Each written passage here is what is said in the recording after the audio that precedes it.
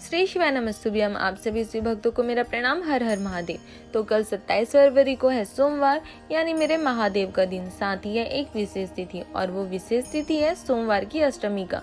यह तिथि इसलिए इतनी विशेष है क्योंकि सोमवार की अष्टमी पूरे वर्ष में 3 या 4 बार ही पड़ती है। और शिव महापुराण की कथा वर्णन करती है कि सोमवार की अष्टमी का दिन इसलिए भी बहुत ही विशेष दिन है क्योंकि यह दिन मेरे भोलेनाथ और माता पार्वती के मिलन का दिन है।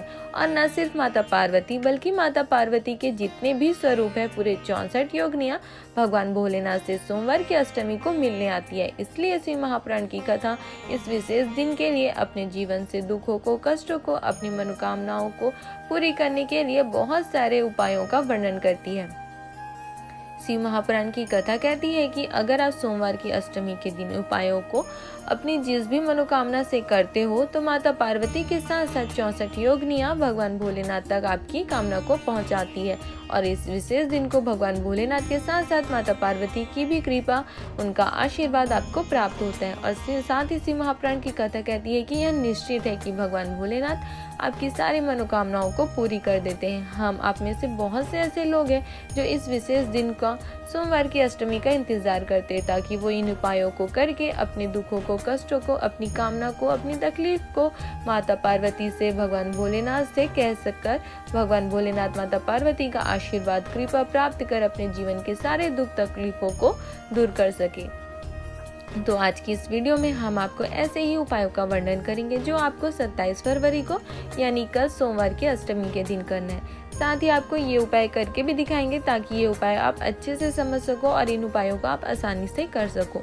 पर स्मरण रहे, जब भी आप ये उपाय करें तो आपको मेरे भोलेनाथ पर पूर्ण विश्वास, पूर्ण भरोसा करके ही करना है क्योंकि शिव महापुराण की कथा कहती है मेरे भोलेनाथ कोई भी आधी वस्तु स्वीकार नहीं करते, चाहे वो अक्षत हो, फल हो, बेलपत्र हो या आपका विश्वास हो, आपका भरोसा हो। शिव जी हमेशा पूर्ण चीज ही स्वीकार करते हैं। पूर्ण अक्षत यानी आपका चावल खंडित नहीं होना चाहिए, पूर्ण बेलपत्र यानी आपका बेलपत्र कटा फटा नहीं होना चाहिए, उसी प्रकार आपका विश्वास भी पूर्ण होना चाहिए।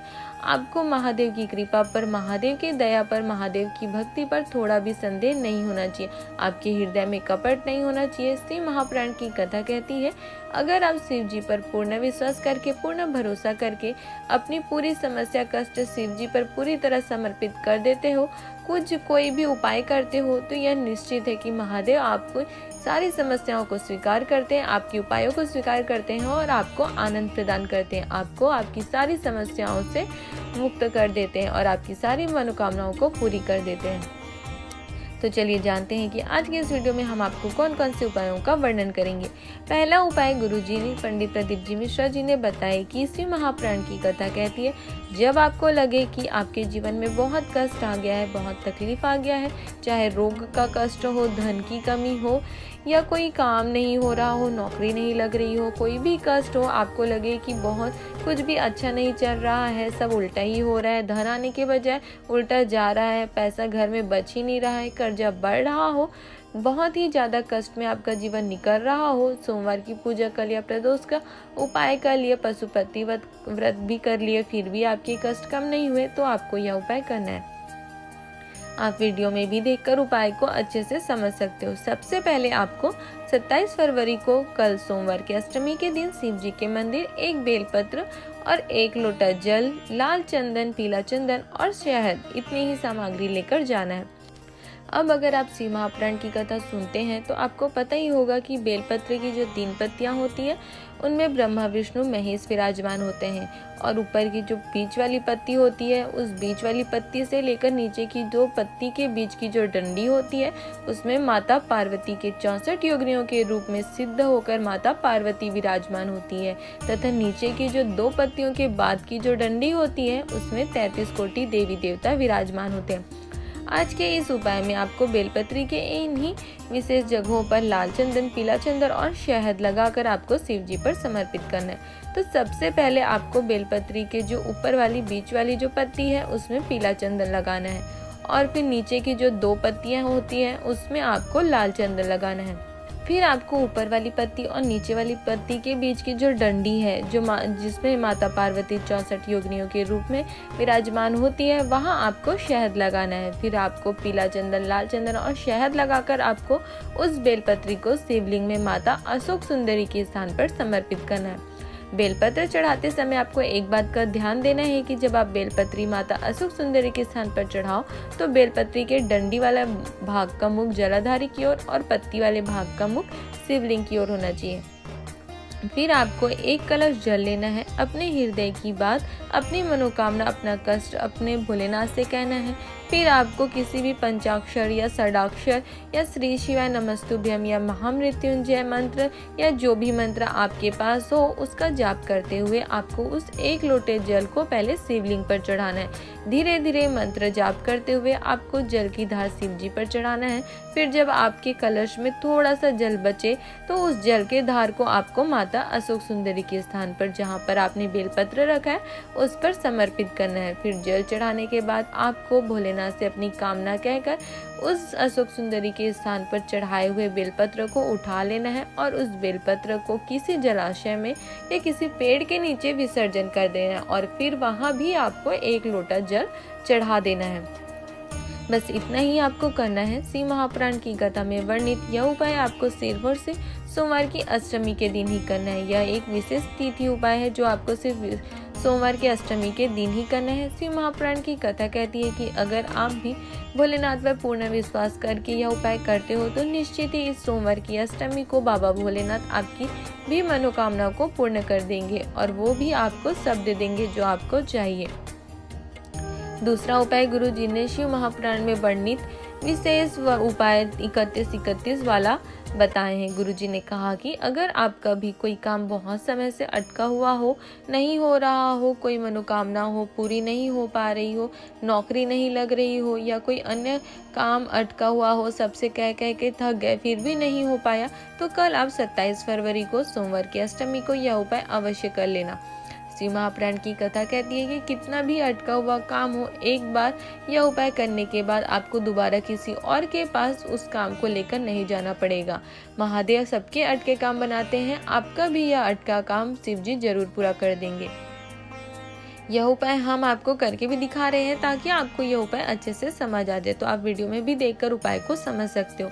शिव महापुराण की कथा में वर्णित इस विशेष उपाय को करने के लिए आपको सोमवार की अष्टमी के दिन शिव जी के मंदिर 31 अक्षत यानी चावल, 31 मूंग और 31 बेलपत्र लेकर जाना है। सबसे पहले आपको 31 चावल को शिव जी के मंदिर के चौखट पर अपनी कामना कहते हुए आपको रखना है। अगर पंडित जी या कोई आपको चौखट पर चावल रखने न दे, अक्षत रखने न दे, तो आप मंदिर में किसी भी एकांत जगह पर अपनी कामना कहकर रख सकते हैं। फिर आपको जो 31 मूंग शिव जी के मंदिर लेकर गए हो उसे आपको भगवान शंकर के सामने बैठे नंदीश्वर के जो उठे हुए पैर होते हैं वहां पर आपको 31 मूंग को चढ़ाना है और जो 31 बेलपत्र आप लेकर गए हो उस 31 बेलपत्र पर आपको सबसे पहले पीला चंदन और लाल चंदन लगाना है। चंदन लगाने के बाद उस 31 बेलपत्र को आपको जलाधारी के बीच में माता अशोक सुंदरी के स्थान पर अपनी मनोकामना कहकर आपको समर्पित करना है। बेलपत्र समर्पित करते समय आपको एक बात का स्मरण होना चाहिए कि बेलपत्री के पत्ती वाले भाग का मुख शिवलिंग की ओर और बेलपत्री के डंडी वाले भाग का मुख जलाधारी की ओर होना चाहिए। बेलपत्र आप एक साथ भी चढ़ा सकते हो या एक एक करके भी अपना कामना कहते हुए भी आप बेलपत्र अशोक सुंदरी के स्थान पर समर्पित कर सकते हैं। बेलपत्र समर्पित करने के बाद आपको भगवान भोलेनाथ का स्मरण करके घर आ जाना है। शिव महापुराण की कथा कहती है कि अगर आपने भी सच्चे मन से शिव जी पर पूर्ण विश्वास करके अपनी कामना बाबा से कही है या उपाय किया है तो यह निश्चित है कि इस सोमवार की अष्टमी को भी आपकी मनोकामना अवश्य पूरी हो जाएगी। और जो अगली कथा 28 मार्च से 6 मार्च तक इंदौर के पास बेटमा में होने वाली है, उस कथा में आप भी भोलेनाथ का आभार व्यक्त करने कथा पंडाल तक जरूर पहुंचोगे और आपका भी पत्र व्यासपीठ पर रखा होगा, यह निश्चित है। तीसरा उपाय गुरुजी ने बताया कि शिव महापुराण की कथा कहती है कि अगर आप सालों से शिव जी पर जल चढ़ा रहे हो, जल चढ़ाते बहुत समय हो गया पर महादेव तक आपकी कामना नहीं पहुंच रही है, महादेव आपकी नहीं सुन रहे हैं, तो इसका अर्थ है कि आपसे शिव जी पर जल चढ़ाने में कोई गलती हो रही होगी। आपकी भक्ति प्रबल नहीं थी होगी, आप में कपट या अहंकार था होगा, जिसके कारण महादेव आपकी नहीं सुन रहे थे होंगे। पर श्री महापुराण की कथा कहती है कि अगर आप सोमवार की अष्टमी के दिन अगर शिव जी पर एक विशेष तरीके से, एक विशेष क्रम से शिव जी पर एक लोटा जल चढ़ाते हो तो महादेव आपकी सारी भूलों को माफ कर देते हैं और महादेव आपकी उस जल को स्वीकार कर आपकी सारी मनोकामनाओं को पूरी कर देते हैं। तो आप इस सोमवार की अष्टमी को 27 फरवरी को यानी कल श्री महापुराण में वर्णित इस तरीके से शिव जी पर एक लोटा जल अवश्य चढ़ाना, ताकि इतने समय से जल चढ़ाने के बाद भी आपको जो उसका फल, उसका पुण्य नहीं मिला था, वो आपको कल एक लोटा जल चढ़ाने से उसका पूरा फल, उसका पूरा पुण्य आपको मिल जाए और महादेव आपकी उस कामना को पूरी कर दे। आप वीडियो में देखकर भी उपाय को समझ सकते हो कि आपको जल कैसे चढ़ाना है। तो सबसे पहले जल आपको जलाधारी के दाएं तरफ गणेश जी के स्थान पर, फिर आपको जलाधारी के बीच में माता अशोक सुंदरी के स्थान पर, फिर आपको जलाधारी के बाएं तरफ षडानंद कार्तिकेय जी के स्थान पर, फिर आपको माता पार्वती के हस्त कमल पर जल चढ़ाना है। फिर उसी जल को ले जाकर आपको बेलपत्री के पेड़ पर चढ़ाना है। स्मरण रहे कि आपको शिव जी के शिवलिंग पर जल नहीं चढ़ाना है। माता पार्वती के हस्त कमल में जल चढ़ाने के बाद आपको वो जल बेलपत्री के पेड़ के नीचे चढ़ाना है। गुरुजी ने बताया कि श्री महापुराण की कथा में वर्णित भगवान शंकर और माता पार्वती का संवाद वर्णन करता है कि महादेव ने माता पार्वती से कहा है कि अगर कोई व्यक्ति, कोई भक्त भूल से भी मुझ पर जल चढ़ाना भूल जाता है तो तुम उस व्यक्ति को जितना फल मैं प्रदान करता हूँ उससे दुगुना फल प्रदान करना। मेरे भोलेनाथ के साथ साथ आपको माता पार्वती की भी कृपा, उनका आशीर्वाद भी दुगुना प्राप्त हो जाता है अगर आप इस तरीके से शिव जी पर सोमवार की अष्टमी के दिन जल चढ़ाते हो।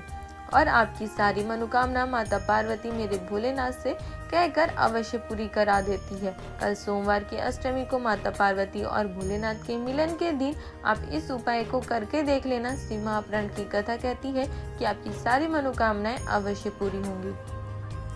चौथा उपाय गुरुजी ने अपनी मनोकामना पूर्ति के लिए श्री महापुराण का चंदन और बेलपत्री का एक बहुत ही अच्छा उपाय बताया है। गुरुजी ने कहा कि अगर आपकी कोई विशेष कामना हो, आप चाहते हो, आप बहुत समय से महादेव से कह रहे हो, बहुत सारे उपाय भी कर लिए, महादेव आपकी मनोकामना नहीं सुने, पूरा नहीं हुआ, कोई भी विशेष मनोकामना हो तो आपको यह उपाय करना है। यह एक विशेष तिथि उपाय है, अर्थात आपको यह एक विशेष तिथि को ही करना है और वो विशेष तिथि है सोमवार की अष्टमी का यानी कल, जो कि वर्ष में 3 या 4 ही बार पड़ती है और वो पड़ रही है कल, तो आपको यह उपाय कल अवश्य करना है। शिव महापुराण की इस विशेष उपाय को करने के लिए आपको मात्र एक बेलपत्र और चंदन चाहिए। आप वीडियो में देखकर भी उपाय को अच्छे से समझ लेना। सबसे पहले आपको शिव जी के मंदिर जाकर अपनी चीनी उंगली की बाद वाली जो उंगली होती है उसमें चंदन लगाकर आपको बेलपत्री के मध्य वाले भाग यानी नीचे की जो 2 पत्तियां होती है उन दोनों के बीच को उस चंदन वाली उंगली और अंगूठे से आपको पकड़कर, उस बेलपत्री को पकड़कर आपको शिव जी के मंदिर में जलाधारी के बीच में माता अशोक सुंदरी के स्थान पर अपनी मनोकामना कहकर अर्पित करना है। बेलपत्री चढ़ाते समय आपको विशेष ध्यान रखना है कि बेलपत्री के पत्ती वाला भाग का मुख शिवलिंग की ओर और डंडी वाले भाग का मुख जलाधारी की ओर होना चाहिए। फिर आपको माता अशोक सुंदरी के स्थान पर अर्पित की हुई उस बेलपत्री को स्पर्श कर थोड़ी देर हाथ रख कर आपको अपने हृदय की बात, अपनी मनोकामना आपको अपने महादेव से कहना है। इतना करके आप बस इतना ही कर आप घर आ जाइए। गुरुजी ने कहा कि श्री महापुराण की कथा कहती है कि अगर आज सोमवार की अष्टमी को यह उपाय करते हो तो यह निश्चित है कि आपकी जो भी मनोकामना है वो पूरी हो जाएगी, क्योंकि बाकी दिन जब आप उपाय करते हो तो आपको भोलेनाथ की कृपा, भोलेनाथ का आशीर्वाद प्राप्त होता है, पर जब आप सोमवार की अष्टमी को करते हो तो श्री महापुराण के इस उपाय को करते ही आपको भगवान भोलेनाथ के साथ साथ माता पार्वती, जगत जननी जगदम्बा का भी आशीर्वाद, उनकी भी कृपा आप पर हो जाती है। पांचवा और अंतिम उपाय गुरुजी ने कहा कि शिव महापुराण की कथा वर्णन करती है कि अगर आपका व्यापार नहीं चल रहा हो, सरकारी या प्राइवेट कोई भी नौकरी नहीं मिल रही हो, जीवन बहुत कष्ट से निकल रही हो, तो आपको 7 बेलपत्र का यह उपाय करना है। साथ ही आपको बता दें कि यह उपाय आपको सोमवार की अष्टमी के दिन ही करना है। साथ ही शिव महापुराण की कथा कहती है कि सोमवार की अष्टमी के दिन आपको शिव जी के मंदिर जाकर बाबा भोलेनाथ पर कम से कम एक बेलपत्र तो समर्पित करना ही चाहिए, और वो भी शाम के समय में। तो इस सोमवार की अष्टमी को भी आपको भी एक बेलपत्र शिव जी को समर्पित करना है। साथ ही आपको ये 7 बेलपत्री वाला उपाय भी आपको करना है। इस उपाय को करने के लिए आपको चाहिए 7 बेलपत्र और केसर को पीसकर आपको चंदन बना लेना है। सबसे पहले आपको शिव जी के मंदिर जाना है। मंदिर जाकर आपको केसर का जो चंदन आप बनाए हैं उस केसर से आपको बेलपत्री की उन 7 बेलपत्रियों के बीच वाली पत्ती पर आपको ओम बनाना है, और बेलपत्री की जो नीचे वाली 2 पत्तियां होती है उसमें से एक पत्ती पर आपको माँ जगत जननी जगदम्बा के नाम की आपको एक बिंदी लगानी है, और दूसरी पत्ती पर भी आपको श्री गणेश जी और रिद्धि सिद्धि के नाम की एक बिंदी बनानी है।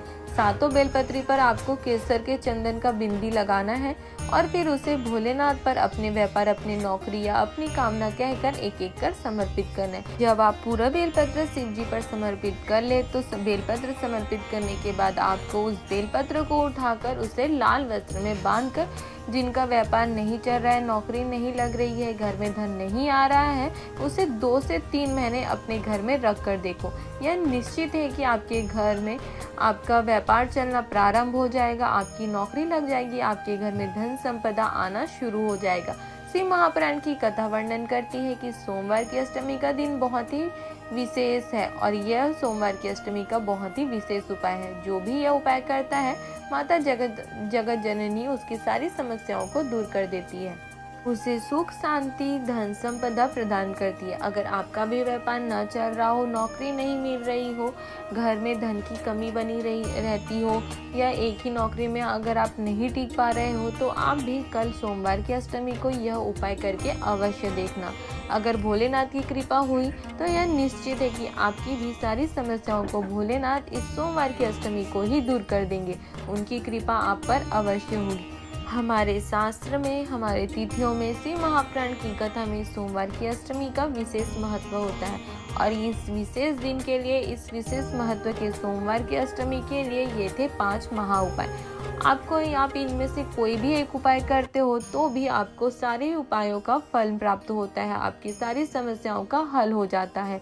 ये एकमात्र ऐसा दिन है जिस दिन आप कोई भी उपाय करते हो तो उससे आपकी सारी समस्याएं हल हो जाती है। अगर सोमवार की अष्टमी के दिन की इन उपायों की जानकारी अगर आपको अच्छी लगी हो तो आप हमारे वीडियो को लाइक कर सकते हो, और अपने परिवार वाले के साथ या अन्य शिव भक्तों के साथ शेयर कर सकते हो, ताकि उन्हें भी कल के इतने बड़े विशेष दिन की सोमवार की अष्टमी के इन महा उपायों की जानकारी मिल सके, और वो भी इनमें से कोई भी उपाय करके भगवान भोलेनाथ के साथ साथ माता पार्वती का भी आशीर्वाद प्राप्त कर अपने घर में सुख शांति धन संपदा रोग मुक्ति व्यापार वृद्धि सभी समस्याओं को दूर कर आनंद की प्राप्ति कर सके।